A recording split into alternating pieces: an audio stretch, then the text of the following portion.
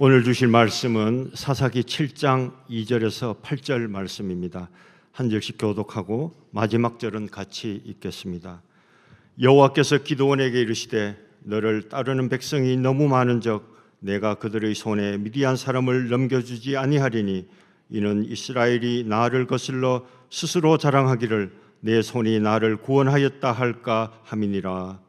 이제 너는 백성의 귀에 여쳐 이르기를 누구든지 두려워 떠는 자는 길라 산을 떠나 돌아가라 하시니 이에 돌아간 백성이 22,000명이요 남은 자가 10,000명이었더라. 여호와께서 또 기드온에게 이르시되 백성이 아직도 많으니 그들을 인도하여 물가로 내려가라. 거기서 내가 너를 위하여 그들을 시험하리라. 내가 누구를 가리켜 내게 이르기를 이 사람이 너와 함께 가리라 하면 그는 너와 함께 갈 것이요 내가 누구를 가리켜 내게 이르기를 이 사람은 너와 함께 가지 말 것이니라 하면 그는 가지 말 것이니라 하신지라. 이에 백성을 인도하여 물가에 내려가매 여호와께서 기드온에게 이르시되 누구든지 개가 핥는 것 같이 혀로 물을 핥는 자들을 너는 따로 세우고 또 누구든지 무릎을 꿇고 마시는 자들로 그와 같이 하라 하시더니 손으로 움켜 입에 대고 핥는 자의 수는 300명이요 그 외의 백성은 다 무릎을 꿇고 물을 마신지라. 여호와께서 기드온에게 이르시되 내가 이 물을 핥아 먹은 300명으로 너희를 구원하며 미디안을 내 손에 넘겨주리니 남은 백성은 각각 자기의 처소로 돌아갈 것이니라 하신. 같이 읽겠습니다. 이에 백성이 양식과 나팔을 손에 던지라. 기드온이 이스라엘 모든 백성을 각각 그의 장막으로 돌려보내고 그 300명은 머물게 하니라. 미디안 진영은 그 아래 골짜기 가운데 있었더라. 아멘. 이 시간에는 이경희 목사님께서 믿음의 300용사라는 제목으로 말씀 전해주실 때 큰 은혜 있으시길 바랍니다.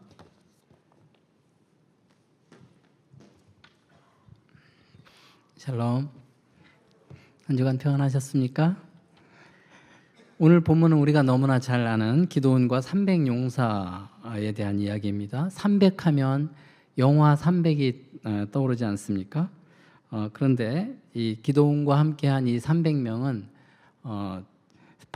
스파르타 용사들처럼 신체적으로 뛰어나거나 그리고 특별히 용감한 사람들이 아니었습니다. 그렇다고 그들의 믿음이 출중한 것도 아니었습니다. 300명을 이끌었던 기드온도 마찬가지입니다. 구약의 모든 인물 가운데 기드온만큼 하나님의 확증을 받은 자도 없지만 그보다 더 의심을 드러낸 인물은 없다라고 평가할 정도입니다. 지난 시간에 기드온이 자신이 드린 제물을 하나님께서 직접 불로 태우는 그 표징을 보고 여호와 샬롬의 제단을 쌓았다는 말씀까지 살펴보았었는데요. 그때 하나님께서 기드온에게 이렇게 말씀하십니다. 사사기서 6장 25절 26절 같이 읽겠습니다. 그날 밤에 여호와께서 기드온에게 이르시되 내 아버지에게 있는 수소 곧 7년 된 둘째 수소를 끌어오고 내 아버지에게 있는 바알의 제단을 헐며 그 곁에 아세라상을 찍고 또 이 산성 꼭대기에 내 하나님 여호와를 위하여 규례대로 한 제단을 쌓고 그 둘째 수소를 잡아 내가 찍은 아세라 나무로 번제를 드릴지니라 하시니라. 이제 여호와 샬롬의 제단을 쌓음으로 사명자로서의 첫 걸음을 내딛는 기드온에게 하나님께서 주신 첫 번째 미션은 바로 가정의 우상을 제거하라는 것이었습니다. 하나님이 기드온에게 큰 사명을, 이스라엘을 구원하는 큰 사명을 수행하기 전에 먼저 기드온의 가정이 섬기고 있는 우상부터 제거하라고 말씀하고 있는 것입니다. 기드온의 아버지 요아스의 집에 바알의 제단이 있었다고 하는 것은 요아스가 바로 그 지역에 이 바알 신전을 관리하면서 종교적인 그런 권력을 쥐고 있었다는 것을 뜻합니다. 그리고 그곳 마을 사람들이 그 신전을 들어올 때마다 일정 금액을 지불했을 것이기 때문에 이스라엘 백성이 경제적으로 그토록 어려운 가운데서도 요아스의 이 가정은 바로 어느 정도의 부를 소유했을 것으로 보입니다. 이처럼 이스라엘 백성이 우상 숭배하는 데 있어서 요아스가 기드온의 아버지가 앞잡이 노릇을 하는 그런 가정이었음에도 불구하고 하나님이 기드온을 사사로 불렀다고 하는 것은 하나님의 부르심의 또 다른 역설인 것입니다. 하나님은 부르심의 이 역설을 통해서 하나님의 주권을 드러내시고 구속의 역사를 이끌어 가시는 것입니다. 그런데 하나님께서 기드온에게 산성 꼭대기에서 바알의 제단을 헐고 아세라 상을 만든 그 나무를 불태워서 7년 된 둘째 수소를 잡아 번제로 드리라고 명하신 이유가 무엇이겠습니까? 그것은 단순한 퍼포먼스가 아닙니다.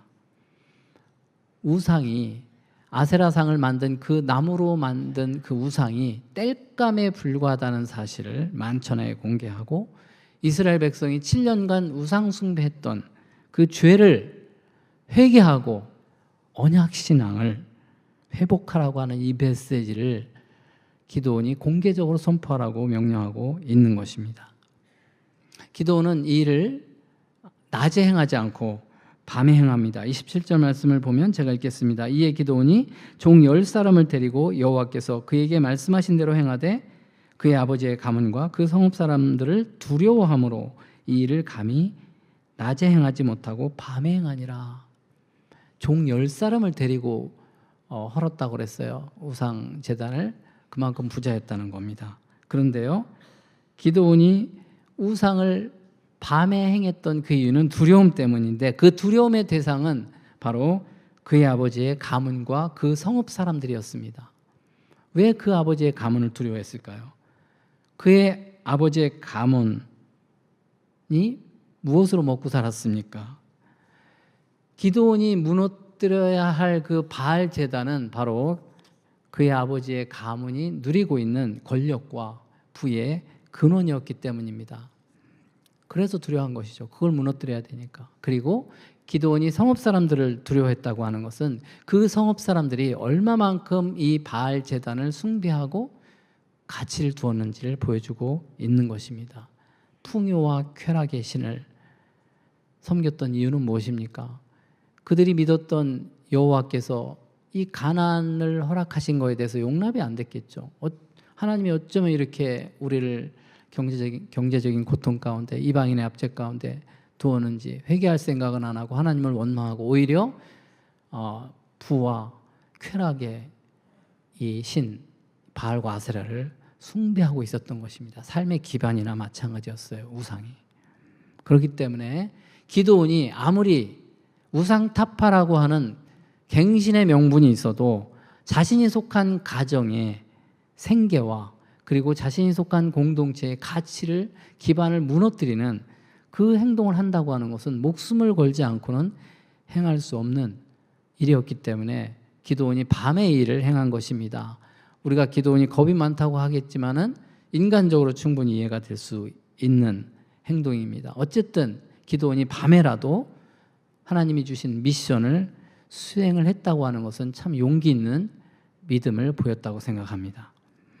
어쨌든 하나님께서는 기드온이 큰 전쟁, 미디안과의 전쟁을 치르기 전에 먼저 그의 가정과 그가 속한 공동체의 우상을 제거하게 하신 것입니다. 유교 사상이긴 하지만 수신제가 치국평천하, 저는 그게 매우 성경적이라고 생각합니다. 디모데전서 3장 5절에도 보면 사람이 자기 집을 다스릴 줄 알지 못하면 어찌 하나님의 교회를 돌보리요라고 말씀하고 있지 않습니까? 우리 갱신공동체의 미래의 사명이 무엇이든지 간에 우리 모두에게 공통적으로 현재 주어진 미션은 먼저 자기 자신의 갱신과 더불어서 자신의 가족과 우리 공동체에 있는 우상을 제거하는 것이 선행돼야 되는 것입니다. 척결의 대상이 자신과 생각이 다른 사람이 아니라 우리 가운데 자신의 마음과 가정과 공동체 가운데 스며든 우상인 것입니다. 성도님들이 너무나 잘 아시다시피 우상이 뭡니까? 하나님보다 더 가치 있게 여기는 것들, 더 중히 여기는 것들 아니겠습니까? 그것이 재물과 권력일 수도 있겠지만 취미나 여가일 수도 있고요. 이념일 수도 있고요. 자기 자신의 자녀일 수도 있고 자신이 존경하는 특정 인물일 수도 있습니다. 어쩌면 우리가 스스로 나는 옳고 상대방은 틀렸다라고 단정짓는 그 고집센 그 자아가 우리의 우상일 수도 있습니다. 우리 갱신 공동체가 미래에 대해서 미래의 사명이 무엇인지 논하고 준비하는 것도 중요하겠지만 그 전에 정말 선행돼야 될 것은 우리 자신과 각자의 가정과 우리 공동체의 우상이 무엇인지 살펴보고 그 스며든 그 우상들부터 타파하는 것이 선행돼야 되는 것입니다.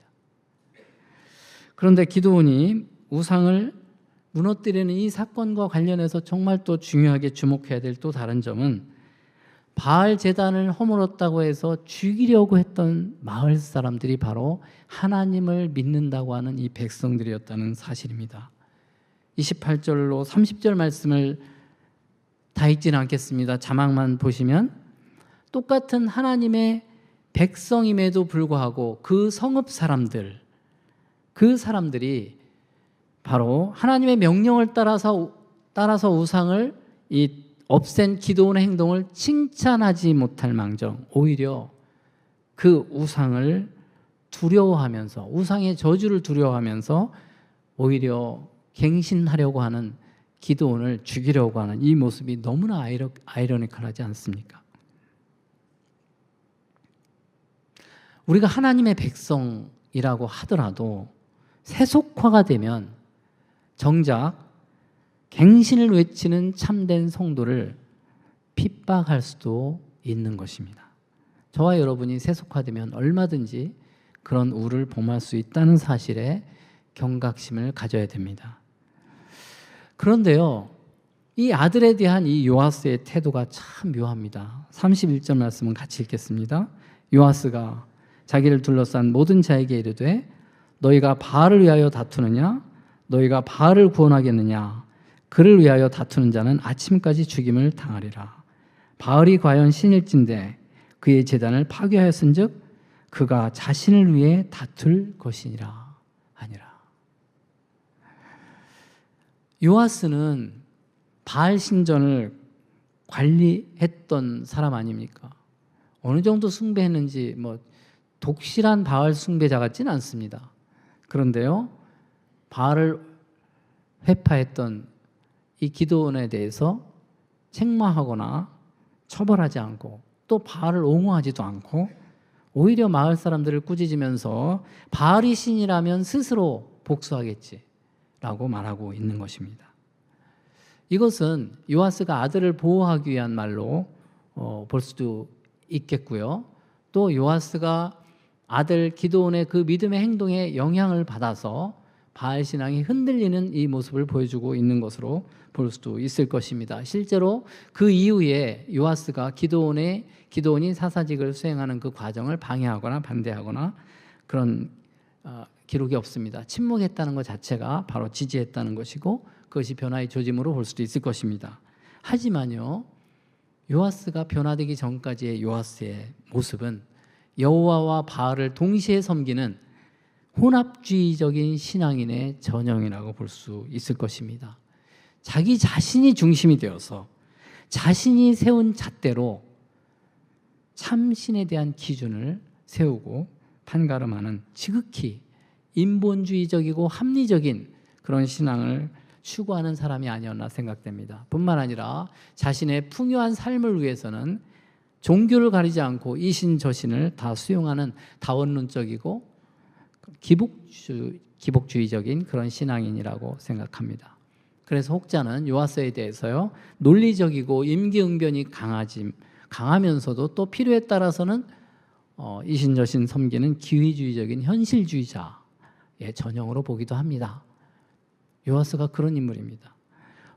혹시 우리 갱신 공동체에 요아스와 같은 그런 성도님들은 한 분도 없으신 줄로 믿습니다.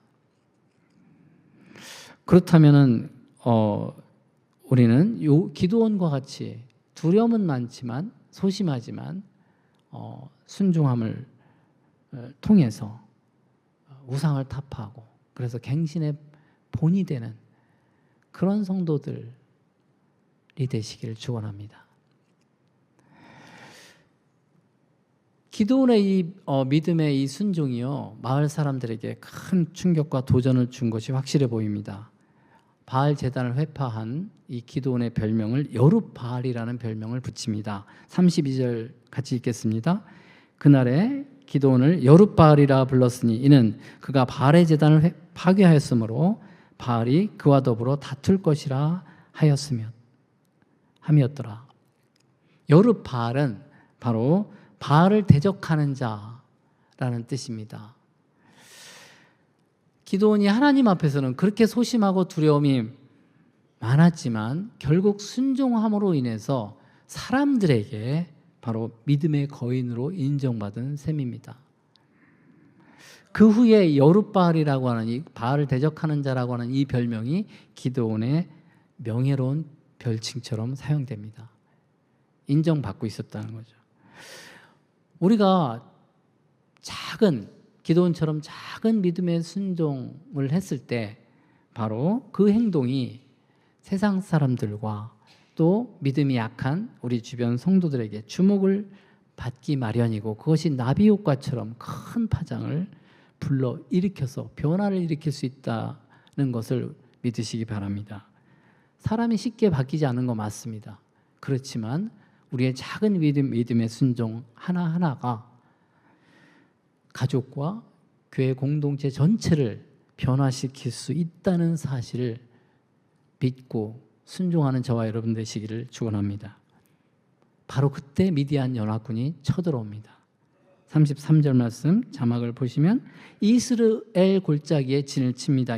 이들이 이미 말씀드린 바와 같이 미디안 이 연합군들은 유목민이었기 때문에 상주하면서 이스라엘을 다스리고 정복한 것이 아니라 수확철마다 쳐들어와서 곡식을 빼앗고 그리고 짐승과 재산을 약탈해가는 그런 방식으로 지배했기 때문에 7년째에도 변함없이 대규모로 쳐들어온 상황입니다. 이스라엘 골짜기라고 하는 이 위치는 지도를 보시면 갈릴리에서 요단 계곡을 거쳐서 지중해 해안 평야와 그리고 남쪽 산지로 연결되는 전략적 군사 요충지입니다. 그래서 약탈하러 온 이 미디안 연합군이 이곳을 점령해서 진을 쳤고 그렇게 되면 이스라엘은 그곳을 빼앗기게 되면 나라 전체를 잃은 것과 같이 고립되고 그리고 농경지와 교통로를 잃어버리는 것과 같은 그런 상태에 처하게 된 것입니다.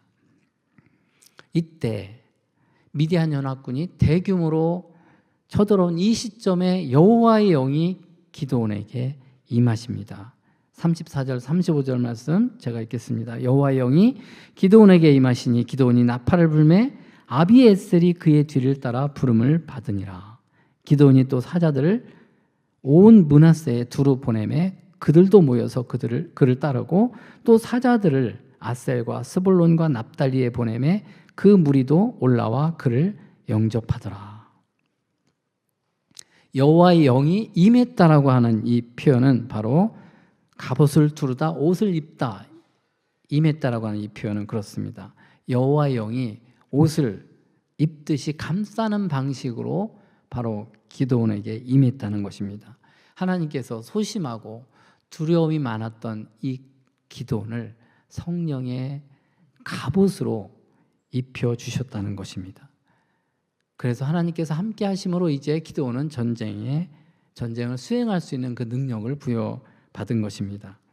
그래서 성령의 갑옷을 입은 이 기드온이 나팔을 붑니다. 그 나팔은 쇼파르라고 하는 이 나팔은 양의 뿔로 만든 것인데요. 전쟁과 하나님의 임재와 하나님의 명령을 할 때 부는 나팔입니다. 알릴 때 사용하는 나팔입니다. 그 나팔 소리를 듣고 제일 먼저 모여든 족속이 바로 아비에셀입니다. 이걸 주목해야 됩니다. 아비에셀이 어떤 가문입니까? 요아스가 바로 므낫세의 이 지파인 아비에셀 가문 아닙니까? 이 아비에셀 사람들은 마을 사람들인데요. 바알 제단을 무너뜨렸다고 기드온을 죽이려고 했던 그 사람들입니다. 그들이 자신이 죽이려고 한 기드온이 군대를 소집했다고 해서 제일 먼저 적극적인 동참 의사를 보였다고 하는 것은 정말 놀라운 역사입니다. 그들이 회개했다는 전제가 있는 것입니다. 그들의 죄악을 회개하고 기드온을 지도자로 인정하고 따르게 됐다는 것입니다. 놀라운 역사입니다.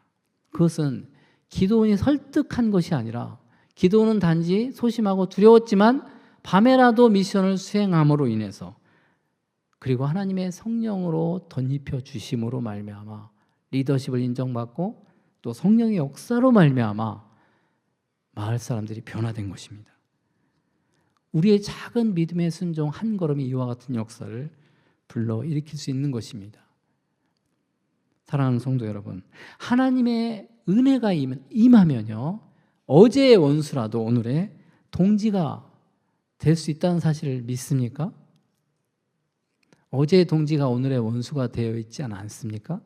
거꾸로 어제의 원수라 할지라도 오늘의 동지가 될 수 있는 그 조건은 하나님의 은혜가 임할 때, 하나님의 영이 임할 때, 하나님의 역사하시면 얼마든지 그럴 수 있다는 것입니다. 우리가 잘 아는 잠언 16장 7절 말씀 한 목소리로 크게 같이 읽겠습니다. 사람의 행위가 여호와를 기쁘시게 하면 그 사람의 원수라도 그와 더불어 화목하게 하시느니라. 우리 갱신 공동체에 가끔 오셔서 말씀을 전해주시는 한병수 우리 교수님께서 쓰신 사사기에 반하다라는 그 책 내용 중에 이런 문장이 있습니다. 제가 읽어드리겠습니다. 혈과 육에 속한 자들은 원수라고 할지라도 우리가 끝까지 싸워야 할 대적이 아니라 얼마든지 동지가 될 수 있는 사랑과 화목의 대상이다. 이 말씀이 너무나 가슴에 와닿아서 소개드립니다. 우리 갱신 공동체가 지금 아픔을 겪고 있는데요. 그 책임을 특정인에게 누구의 책임으로 돌리기보다는 저와 여러분이 각자 하나님이 기뻐하시는 뜻에 순종해서 믿음의 발걸음을 옮길 때 성령께서 우리 각자를 성령의 두루마기로 성령의 갑옷으로 입혀줄 뿐만 아니라 그로 말미암아 공동체가 화목하게 되는 역사가 일어나게 될 줄로 믿습니다. 그런데요, 아비에셀 족속뿐만 아니라 므낫세 지파, 아셀 지파, 스볼론, 납달리 지파 이들에게 사자를 보내서 군대를 모집한 기드온이 하나님께 또다시 표징을 구합니다. 사사기 6장 36절 37절 우리가 너무나 잘 아는 이 양털 표징이라고 하는 건데요. 제가 읽겠습니다. 기드온이 하나님께 여쭈되 주께서 이미 말씀하신 같이 내 손으로 이스라엘을 구원하시려거든 보소서 내가 양털 한 뭉치를 타작 마당에 두리니 만일 이슬이 양털에만 있고 주변 땅은 마르면 주께서 이미 말씀하신 같이 내 손으로 이스라엘을 구원하실 줄을 내가 알겠나이다 하였더니 기드온이 양털로 또다시 표징을 구하고 있는데요. 밤에 이슬이 내리면 양털뿐만 아니라 양털 위에뿐만 아니라 땅에도 이슬이 맺혀야 되는데 양털에만 이슬이 내리는 그런 초자연적인 현상을 하나님께서 행하시면 내가 하나님이 자신을 통해서 이스라엘을 구원하실 것을 믿고 전쟁터에 나가겠다고 하는 조건을 걸고 있는 것입니다. 이미 군사를 다 소집한 상황에서 실전을 앞두고 또다시 두려움에 사로잡혀서 하나님의 사인을 구하고 있는 것입니다. 기드온이 왜 이토록 두려움을 극복하지 못하고 다시 두려움에 사로잡혔을까요?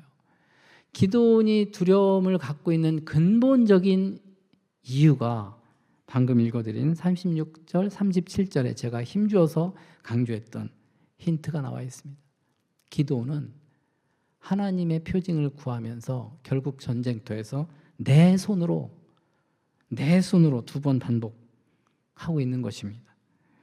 두려움의 근본적인 원인은, 기드온이 두려워했던 근본적인 원인은 이 전쟁에 대해서 하나님께 달려있다라는 사실을 믿음에도 불구하고 여전히 그 책임이 자신의 손에 달려있다라고 하는 그 마음에서 비롯된 것입니다. 두려움의 이면에 바로 자신의 힘을 의지하는 그런 자만이 도사리고 있는 것입니다. 전쟁을 수행하는 이 주체로서 자신의 연약함을, 자신의 한계를 너무 의식한 나머지 두려움이 생긴 것인데, 그 두려움은 바로 스스로 어쨌든 하나님이 역사하셔도 내가 감당해야 된다고 하는 그 부담감 때문에 두려움에 사로잡혀 있는 것입니다. 이 모습이 저와 여러분 모습 속에도 반복적으로 나타나는 문제 아닙니까? 저와 여러분 역시 하나님의 일을 한다고 믿으면서, 하나님이 일하신다고 믿으면서도 결국 이 문제는 내 손으로 내가 어떻게 하든지 해결해야 되겠다고 하는 이 부담 때문에 두려움이, 불안이 생기는 거 아니겠습니까? 하나님의 일을 하면서도 내 힘으로 해결해야 될 것 같은 그 두려움이 있는 것입니다. 이것이 우리의 연약한 본성입니다. 그런데 하나님께서 기드온의 이 연약함을, 그래서 표징을 구하는 기드온을 책망하지 않으시고 곧바로 응답하십니다. 38절입니다. 그대로 된지라 이튿날 기드온이 일찍 일어나 양털을 가져다가 그 양털에서 이슬을 짜니 물이 그릇에 가득하더라. 하나님이 응답하십니다. 그런데 이 응답이 끝나자마자, 하나님의 응답이 끝나기도 무섭게 또다시 기드온이 표징을 구하는데요. 이번에는 양털은 마르고 주변 땅은 이슬이 맺히게 되는 표징을 구합니다. 의심이 참 많습니다. 39절 40절 말씀에 기드온이 또 하나님께 여쭈되 주여 내게 노하지 마소서, 내가 이번만 말하리이다. 이번만 말하리이다. 구하옵나니 내게 이번만 양털로 시험하게 하소서. 원하건대 양털만 말하고 그 주변 땅에는 다 이슬이 있게 하옵소서 하였더니 그 밤에 하나님이 그대로 행하시니 곧 양털만 말하고 그 주변 땅에는 다 이슬이 있었더라. 한마디로 딱 한 번만 봐주세요. 딱 한 번만 제 요청 들어주세요. 뻔뻔한 건지 용감한 건지, 그만큼 다급한 건지, 아니면 하나님과 그만큼 친밀한 신하기 때문에 이렇게 말하는 건지 참 헷갈리는데요. 하나님께서 이 반복된 이 표징 요청을 나무라거나 거절하지 않으시고 응답하십니다. 저는 하나님께서 참 기드온을 귀엽게 봐주신 거 아닌가 생각합니다. 여러분들 부모 입장에서 자녀가 부모를 무서워하는 것보다 자녀가 오히려 어리광 부리는 자녀가 더 사랑스럽지 않습니까? 하나님의 마음이 그렇지 않았을까 생각합니다. 기드온의 연약함을, 그 소심함을, 그걸 너무나 잘 아는 하나님께서 기드온의 눈높이에 맞게 응답하신 거라고 생각합니다. 근데요, 단순히 응답한 것으로 그치지 않고 그건 상당히 의미가 있는 것입니다. 그것은 앞으로 미디안과의 이 전쟁에서 누가 이 승패를 가름할 것인가, 누가 승리케 할 것인가에 대해서, 이 전쟁은 하나님의 나의 손에 달렸다고 하는 것을 분명히 보여줌으로써 기드온이 의심하고 있는, 승리에 대해서 불안하고 있는 부분을 확신을 심어주는 것입니다. 전쟁의 주인은 나에게 있다, 승리는 나에게 있다는 걸 보여준 것입니다. 하나님께서 우리가 오늘 본문 읽었던 그 300명 그 기드온과 300용사, 믿음의 300용사라고 말씀드렸는데요. 이 300용사를 이 선별하는 이 과정을 통해서도 같은 맥락에서 분명히 하나님의 뜻이 담겨 있는 것입니다. 전쟁은 하나님께 속했고 나에게 달렸다. 이 메시지를 그 흐름 속에서 봐야 되는 것입니다. 먼저 7장 1절 말씀을 제가 읽겠습니다. 여룹바알이라 하는 기드온과 그를 따르는 모든 백성이 일찍 일어나 하롯셈 곁에 진을 쳤고 미디안의 진영은 그들의 북쪽이요 모레산 앞 골짜기에 있었더라. 이스라엘과 미디안이 대치하고 있는 이 상황을 자세히 묘사하고 있는데 그것은 상당히 의도적으로 보입니다. 의도적인 것입니다. 이 하롯셈이라고 하는 이 하롯은 떨림, 두려움이라는 뜻입니다. 두려움의 셈이라는 것입니다. 그리고 모레산의 이 모레는 바로 선생이라는 뜻입니다. 미디안이 진친 곳은 모레산이고 바로 이스라엘 군대가 진친 곳은 바로 이 하롯셈입니다. 두려움의 셈에서 선생의 이 산, 이 미디안과 대치하고 있는 건데요. 근데 여기서 바알을 대적하는 자로 지금 기드온의 별칭을 다시 언급하고 있습니다. 바알을 대적하는 자, 전쟁을 앞두고 기드온이 바알을 대적하는 자 기드온을 소개하고 있는 것으로 보면 바로 이 전쟁이 영적인 전쟁이라는 사실을 분명히 보여주고 있는 것입니다. 하나님과 우상과의 전쟁이다. 이걸 보여주고 있습니다. 그리고 동시에 이스라엘 백성들에게, 이 군대들에게 뭔가 하나님께서 전쟁을 통해서 가르쳐 주고자 하는 그런 의도가 있는 것입니다. 전쟁 수업과 같은 두려움에 떨고 있는 이스라엘 백성들에게 바로 전쟁을 통해서 가르쳐 주고자 하는 그런 의도가 있다는 것입니다. 오늘 본문 우리가 읽었던 본문 중에 2절만 같이 읽겠습니다. 여호와께서 기드온에게 이르시되 너를 따르는 백성이 너무 많은즉 내가 그들의 손에 미디안 사람을 넘겨주지 아니하리니 이는 이스라엘이 나를 거슬러 스스로 자랑하기를 내 손이 나를 구원하였다 할까 함이니라. 미디안 연합군은요, 뒤에 사사기 8장 이하에 보면은 13만 5천 명입니다. 그런데 이스라엘 기드온이 이끄는 이스라엘 군대는 3만 2천 명에 불과합니다. 13만 5천 대 3만 2천. 이것도 게임이 안 되는 전쟁인데 하나님께서 이것도 많다고 하십니다. 그 이유가 뭡니까? 많다고 하신 이유가 뭡니까?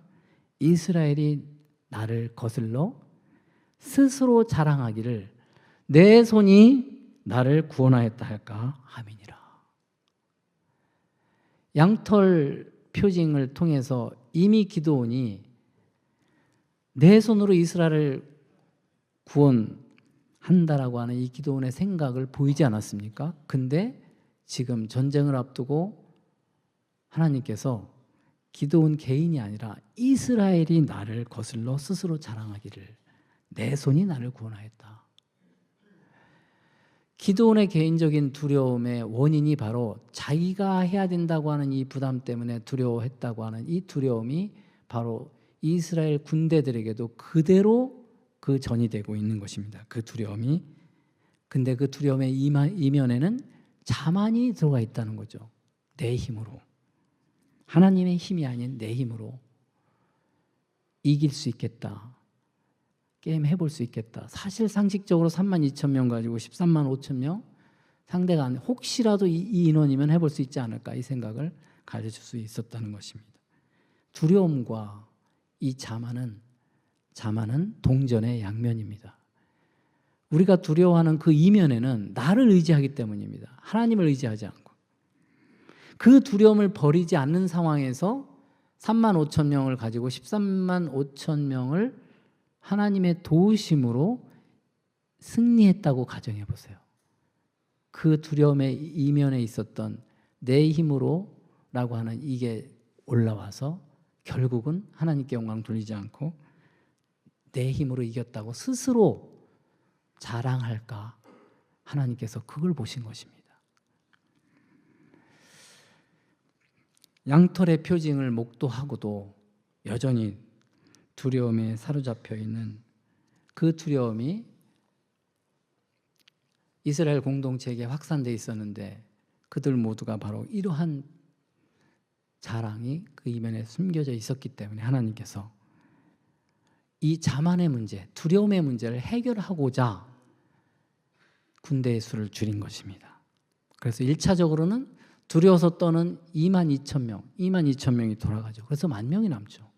만명도 많다고 하시면서 만명 중에서도 무릎을 꿇지 않고 손으로 물을 움켜서 대고 핥는 자 300명을 선별하십니다.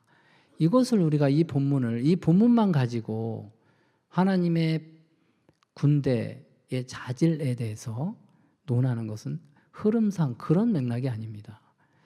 여기서는 군대 선발의 자격, 믿음의 용사의 자격을 지금 논하는 것이 아니라 이 남겨진 이 군사 300명은요 도저히 인간적으로는 13만 5천 명을 상대해서 이길 수 있겠다라고 생각 전혀 할 수 없는 그런 승리 확률 제로에 해당되는 그런 숫자입니다.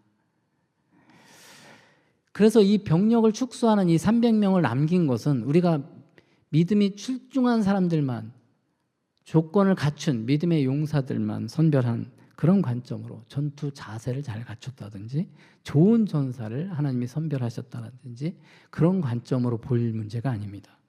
오히려 더 이상 기드온과 이스라엘 백성들이 병력의 수를 가지고 아예 그냥 논하지 못하도록, 병력의 수를 의지하지 못하도록, 자신의 능력을 절대로 신뢰하지 못하도록 우리의 힘으로 해냈다라고 하는 것을 완전히 차단하기 위한 하나님의 방법, 하나님의 전략이었습니다. 그 두려움과 이 자만이라고 하는 것이 영적 전쟁에 있어서 가장 중요한 걸림돌이었기 때문에 그 영적인 문제를 근본적으로 해결해 주시고자 말도 안 되는 이 명령을 내리신 것입니다. 전쟁의 주권이 철저히 하나님께 있다는 사실을 보여주고 있는 것입니다. 사랑하는 성도 여러분, 우리를 둘러싼 이 물리적인 영적인 환경이 결코 만만치 않습니다. 물리적인 환경은 너무나 잘 아시겠죠. 영적인 환경 너무나 만만치 않습니다. 세상뿐만 아니라 교회마저 저와 여러분들 안에서도 풍요와 이 쾌락의 신, 바알과 아세라를 우리가 만들어 놓고 섬기는 것이 아니라 할지라도 우리 마음 가운데 스며든, 교회 가운데 스며든 이 풍요와 쾌락의 신을 섬기는 이와 같은 분위기 속에서 우리 갱신 공동체에 남아있는 300~400명, 이 상황에서 우리에게 기대하는 바가 무엇이겠습니까? 혹시 우리 중에 우리 갱신 공동체가 처음에는 그래도 인원이 몇천 명 됐는데 점점 인원이 줄어들더니 이제는 몇 명 남지 않았고 그나마 나이 드신 분들만 많은데 앞으로 무슨 일을 할 수 있겠어? 그렇게 두려워하고 안주하고 패배주의와 두려움에 사로잡혀 있지는 않습니까? 아니면 그와는 반대로 기드온과 300용사, 이 제목을 보면서도 아마 그런 생각을 하시는 분이 있을지 모르겠어요. 마침 300~400명이니까 적어도 우리가 뭘 하려면 300명은 똘똘 뭉쳐야 되지 않냐, 흩어지면 죽고 뭉치면 산다, 이런 생각 때문에 빠져나가지 않도록 그렇게 인원 관리하고 있지 않습니까? 인간적인 그런 생각이고 자만인 것입니다. 그런 분은 한 분도 없으시길 바랍니다. 우리가 잘 아는 에베소서 6장 11절 12절 말씀을 같이 한 목소리로 읽겠습니다. 마귀의 간계를 능히 대적하기 위하여 하나님의 전신갑주를 입으라. 우리의 씨름은 혈과 육에서 상대하는 것이 아니라 통치자들과 권세들과 이 어둠의 세상 주관자들과 하늘에 있는 악의 영들을 상대함이라. 우리에게 주어진 사명을 잘 감당하기 위해서 우리가 항상 잊지 말아야 될 것은 천상의 교회는 이미 승리한 교회입니다. 그렇지만 이 지상의 교회는 전투하는 교회라는 사실을 잊지 말아야 됩니다. 교회는 전투하는 교회입니다. 그것이 교회의 정체성입니다. 이 땅의 교회는 바로 마귀와 이 세상과 그리고 죄와 맞서 싸우는 영적 전쟁터에 우리가 있다는 사실을 한시도 잊지 말아야 됩니다. 그런데 이 영적 전쟁에서 우리가 승리할 수 있는 유일한 비결은 바로 사람이나 상황이나 환경 이런 것에 달려있는 것이 아니라 악한 영들을 상대하는 이 영적 전쟁에서 승리할 수 있게 해서는 오직 하나님만이 승리케 하실 수 있는 것입니다. 그 걸림돌이 바로 우리 안에 있는 내면의 두려움과 자만심입니다. 그래서 우리가 이 두려움과 이 자만심을 극복하기 위해서는 에베소 6장 말씀처럼 하나님의 전신갑주로 무장해야 되는데요. 우리가 잘 배워서 알다시피 전신갑주 중에 다 방어용인데 유일하게 공격용 무기가 뭡니까? 바로 성경을 성령의 검이라, 하나님의 말씀이 성령의 검, 공격용 무기입니다. 유일한 공격용 무기. 우리가 방어도 잘해야 되겠지만 우리의 믿음을 잘 보호하고 간직하고 물들지 않는 것도 중요하지만 적극적으로 전쟁에서 승리하기 위해서는 하나님의 말씀의 검을 가지고 성령의 능력으로 이 말씀을 가지고 우리가 싸울 때 승리할 수 있는 것입니다. 저와 여러분 모두가 이 하나님의 전신갑주를 입고 바로 말씀과 성령의 능력으로 무장해서 인간적으로는 도저히 승리할 수 없는 이 게임에서, 이 싸움에서 승리하는 이 기쁨을 누리시는 저와 여러분들 되시기를 진심으로 축원합니다. 기도하겠습니다. 사랑과 은혜가 풍성하신 우리 하나님 아버지, 우리가 하나님의 일을 한다고 하면서도 여전히 내 손으로 해결하려는 그 마음 때문에 두려움과 불안을 반복해 하는 연약한 존재임을 고백합니다. 그럼에도 불구하고 책망하지 않으시고 인내하시며 끝까지 함께해 주시는 주님을 바라보며 우리의 두려움을 믿음으로 이겨내게 하여 주시기를 원합니다. 우리 갱신공동체 성도들 한 사람 한 사람이 인간적인 숫자나 능력으로 싸우지 않게 하여 주시고 오직 하나님의 전신갑주로 무장해서 영적 싸움에서 승리하게 하여 주시기를 원합니다. 혹여라도 우리 공동체 안에 하나님보다 더 사랑하고 의지하는 우상이 있다면 순종함으로써 헐어버리게 하여 주시고, 우리를 둘러싼 갈등과 오해와 원망이 있다면 주의 은혜로 화목과 회복의 역사가 있게 하여 주시기를 원합니다. 또한 우리 갱신공동체에 주신 사명을 감당할 수 있도록 성령의 옷으로 덧입혀 주시고 믿음으로 한 걸음 한 걸음 순종하여 나아가며 승리의 기쁨을 누리게 하여 주옵소서. 예수님의 이름으로 기도합나이다.